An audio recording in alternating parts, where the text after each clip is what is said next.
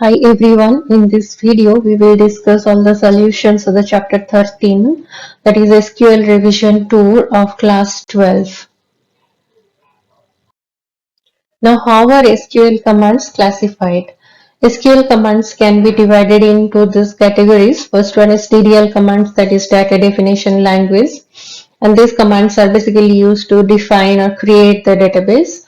Then DML commands are the data manipulation language. It includes the commands which are required to manipulate or access the data.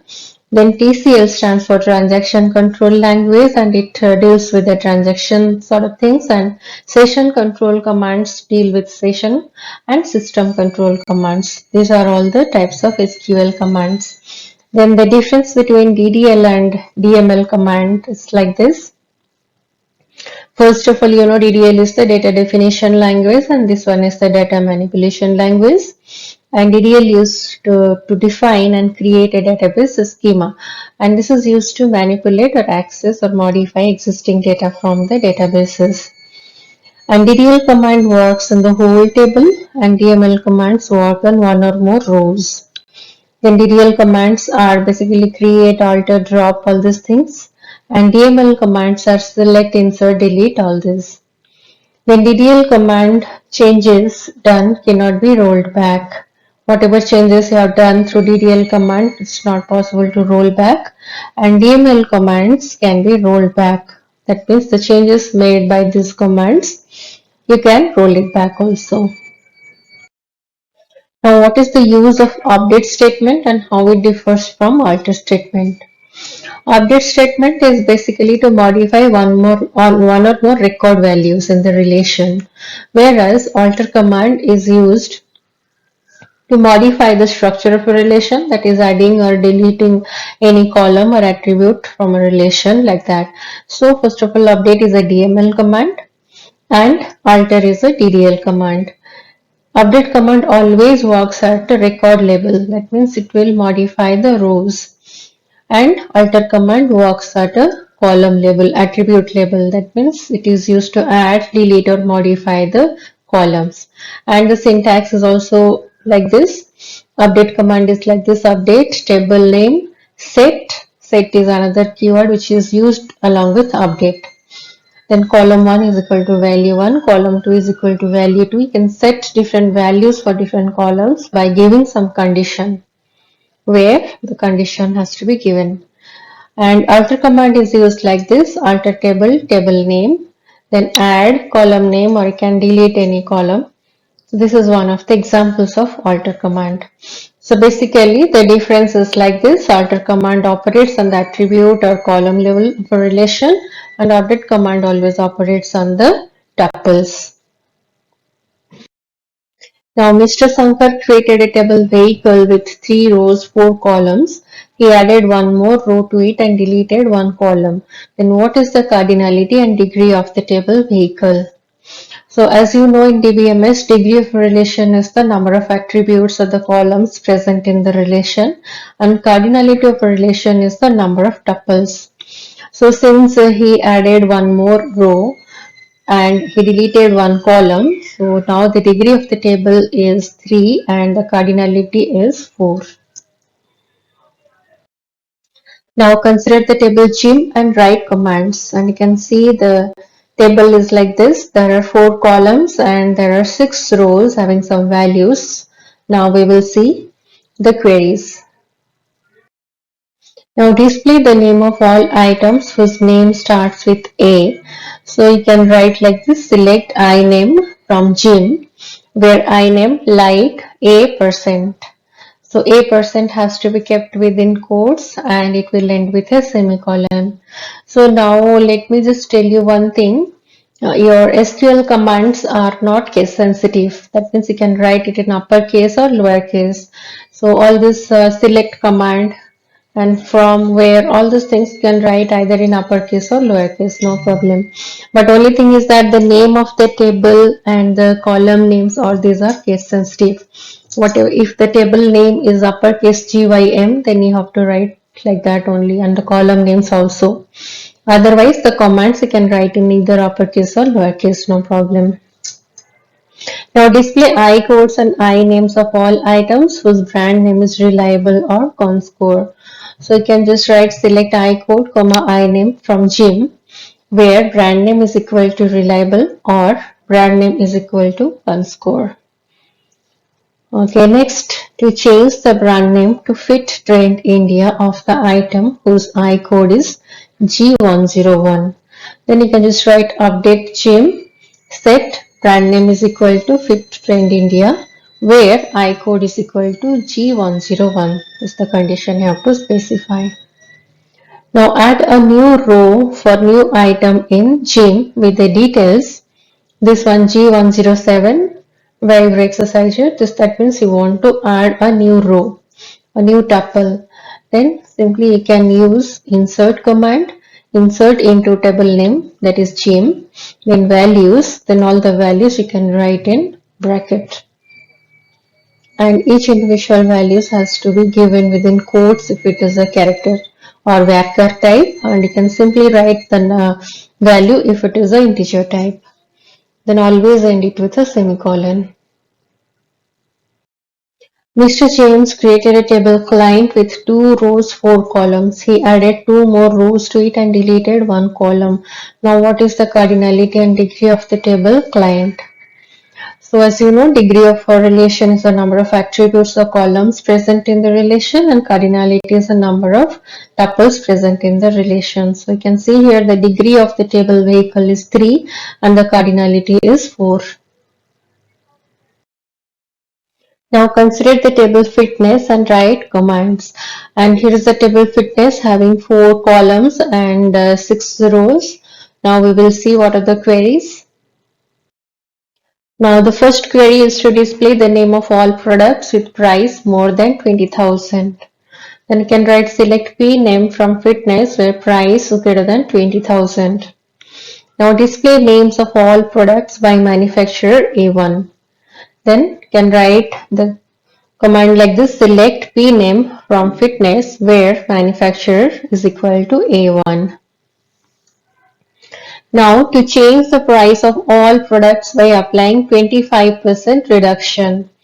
Then you can write update fitness, set price is equal to price into 0.75. If you just multiply the price with 0.75, then it will give a value which is reduced by 25%. So this new value will be updated in place of the old price. So you can write like this, update fitness, set price is equal to price into 0.75. Now next add a new row for product with details this. So you can just simply add a new row by insert command, insert into fitness values, then the values you can write within brackets and end with a semicolon. Now write SQL commands for the following on basis of the table club. So this is a table and this is having some 1, 2, 3, 4, 5, 6, 7 columns and 10 rows. The first question is to show all information about the swimming coaches in club. So you can just write select star from club because you want all the information. So select star from club where sports is equal to swimming. Now to list names of all coaches with a date of appointment in descending order. Then you have to use the order by clause. So select coach name, comma, date of appointment from club, order by date of appointment, DESC, because you want it in descending order, so you have to use DESC. Now to display a report showing coach name, pay, age and bonus, that is 15% of pay for all the coaches. So you have to write select coach name, comma, pay, comma, age, comma, then bonus you have to write, but bonus has to be calculated like this, pay into 0.15. Now you have to give a new name for this one that you can give by using the keyword as. So pay into 0.15 as bonus from club. And if you don't specify as bonus, then it will take the heading as pay into 0.15.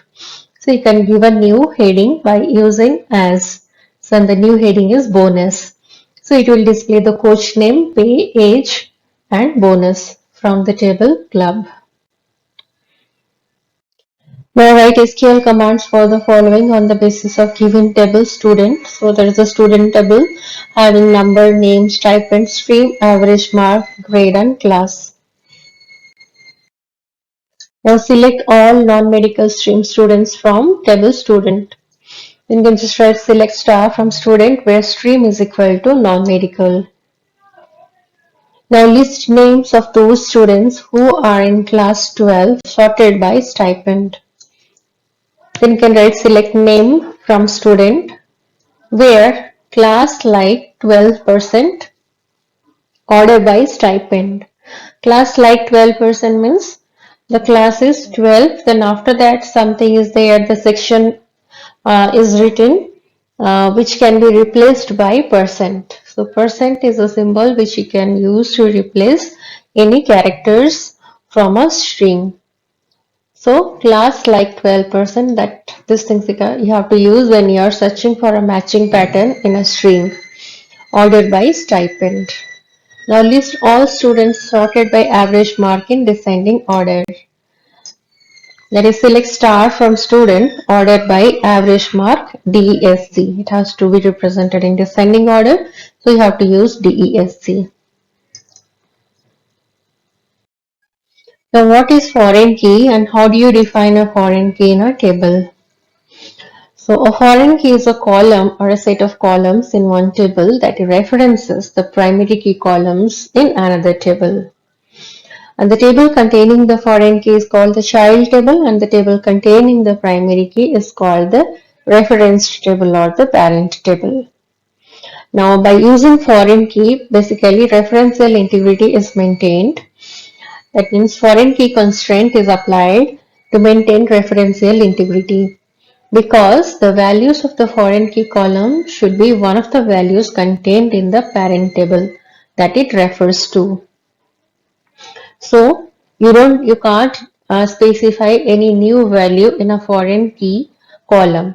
Whatever values are there in that primary key field to which it refers, it can take values from that set of values only. So that is how referential integrity is ensured. Now how can you create? You just have to write the command like this: create table, table name.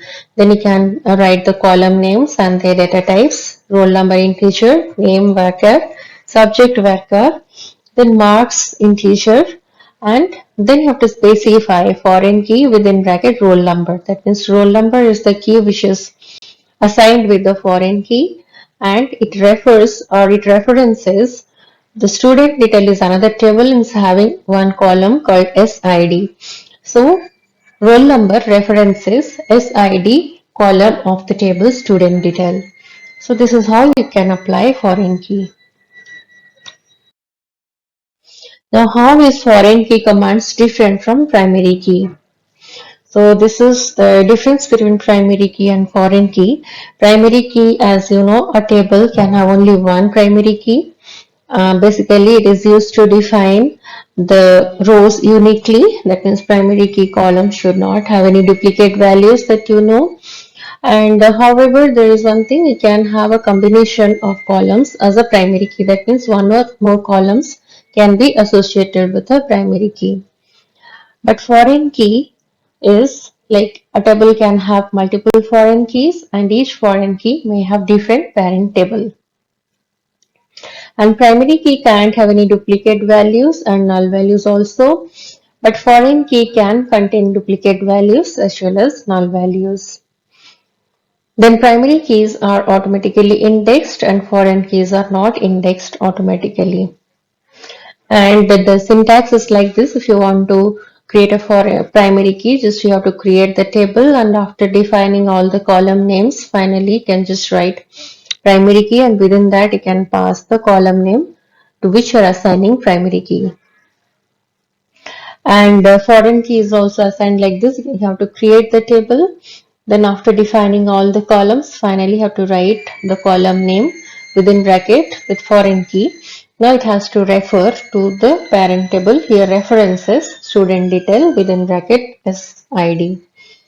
So this is how your primary key and foreign key are different, and how you can create a primary key and foreign key like this. Now, how is foreign key commands related to the primary key? Both the primary key and foreign key are applied constraints on the table for maintaining data integrity. That means both are basically specifying some rule that you know already. Primary key specifies that the column should not have any duplicate values, and foreign key column specifies that it should have only those values those are present in that primary key to which it references, and that is how it establishes a one-to-many relationship or one is to n relationship between the two tables in a relational database. Now, what are table constraints and column constraints? How these two are different? Now, SQL constraints are the rules or conditions that can be applied on a table for limiting the type of data that can be stored in the table. Now, constraints ensure data accuracy, integrity, and consistency in a relational database. Now, these constraints can be applied at a column level or at a table level also. Column level constraints apply to a column and refer to a single column, whereas table level constraints apply to the whole table and can refer to more than one column of the table. Now there is one example, create table 1, and table 1 is having two columns, first name and last name. First name is associated with a constraint called not null and last name also not null. So here not null constraint is applied on these two individual columns. So this is a column level constraint. Whereas one more constraint is there, unique. Within that we have passed first name comma last name. That means the combination of first name and last name should always be unique. So it involves multiple columns and this is applied on a table level. So this is a table level constraint.